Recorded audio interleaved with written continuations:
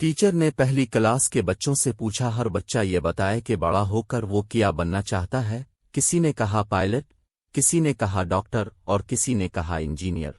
इन सब के जवाबात कुछ इसी तरह के थे। इनमें सिर्फ एक बच्चे ने कुछ अजीब बात कही। इसकी बात सुनकर सब बच्चे हंस पड़े। क्या आपको मालूम है उसने क्या कहा? उसने कहा, मैं सहाबी बनना चाहता हूँ। उस्ताद को तालिब इल्म की इस बात पर बड़ा ताज्जुब हुआ। उस्ताद ने कहा, सहाबी बनना क्यों चाहते हो? तालिब इल्म ने जवाब दिया, उम्मी रोज़ाना सोने से पहले किसी न किसी सहाबी का किस्सा ज़रूर सुनाती हैं। वो कहती हैं सहाबी अल्लाह ताला से मोहब्बत करता है, इसीलिए मैं उन्हीं जैसा बनना चाहता हूँ। उस्ताद खामोश हो गया। इस जवाब पर वो अपने आंसू रोकने की नाकाम कोशिश कर रहा था। वो जान गया था कि इस बच्चे की तरबियत के पीछे एक अजीम माँ है, इसी वजह से इसका निशाना इतना बुलंद हो गया है।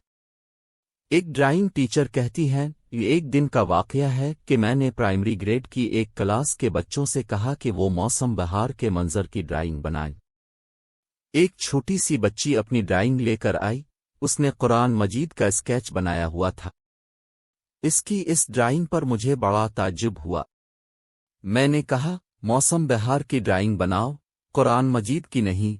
इस बच्ची का मासूम सा जवाब मेरे मुंह पर एक तमाचा की तरह पड़ा। इसने कहा, कुरान मजीद मेरे दिल की बहार है। मेरी उम्मी ने तो मुझे यही बताया था। कैसी उम्दा तालीम थी वो!